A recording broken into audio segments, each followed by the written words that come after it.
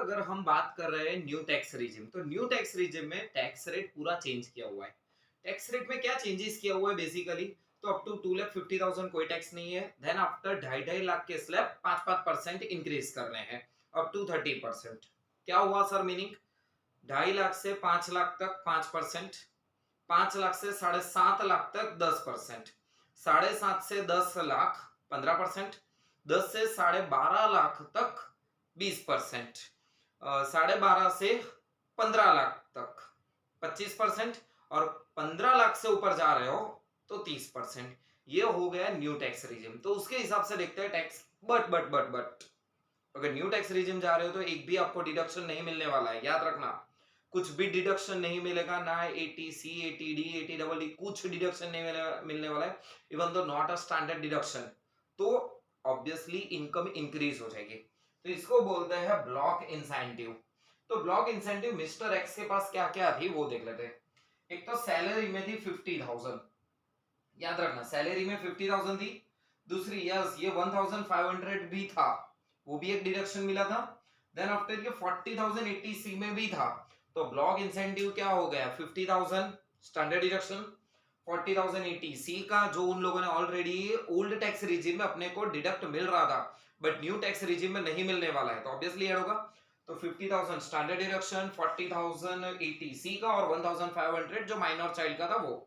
तो total 91,500 income increase हो जाएगी। और यहाँ पे मिसेस एक्स के बारे में बात करें तो सिर्फ और सिर्फ 1,080 में डिडक्शन लिया था, तो 1,000 वो ऐड हो जाएगा। अगर यहाँ पे 1,000 ऐड कर रहे हैं और यहाँ पे 91,500, तो इनकम मिल के आ रही है 5,95,780 और 2,60,000। और न्यू टैक्स रिजिम के हिसाब से अब कैलकुलेट करते हैं टैक्स। अप टू 2,50,000 कोई टैक्स नहीं लगेगा। 2,50,000 टू 5 लाख 5%, 12,500, और यहाँ पे 500। कैसे सर 500? तो क्या 2,50,000 टू 260 तक ही जाना है, उसके आगे तो है ही नहीं ना अपने पास इनकम।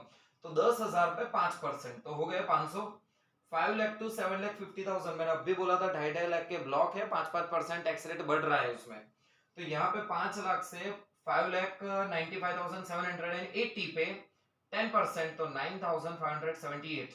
तो टोटल टैक्स हो रहा है 22,078, और यहाँ पे 500। एज यूजुअल 87 है रिबेट। यहाँ पे रिबेट नहीं मिलेगी क्योंकि इनकम 5 लाख से ज्यादा हो रही है। यहाँ पे रिबेट मिलेगी क्योंकि इनकम अभी 5 लाख से कम है। रिबेट की बात करें तो यहाँ पे रिबेट नहीं मिली, यहाँ पे पूरी रिबेट मिल गई 22,778, और यहाँ पे nil. Obviously 4% health and education cess add कर दिया 22,961। अगर राउंड ऑफ में पेमेंट करना है तो 22,960। ये हो गई हमारी टैक्स लायबिलिटी। तो ये है हमारे पास old and new tax regime में डिफरेंस।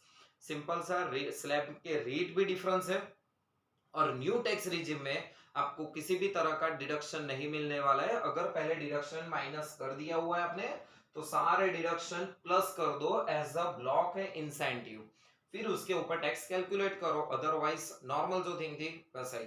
अगर इसके रिलेटेड कुछ डाउट्स है तो नीचे कमेंट में आप लिख सकते हो। Okay, all the best.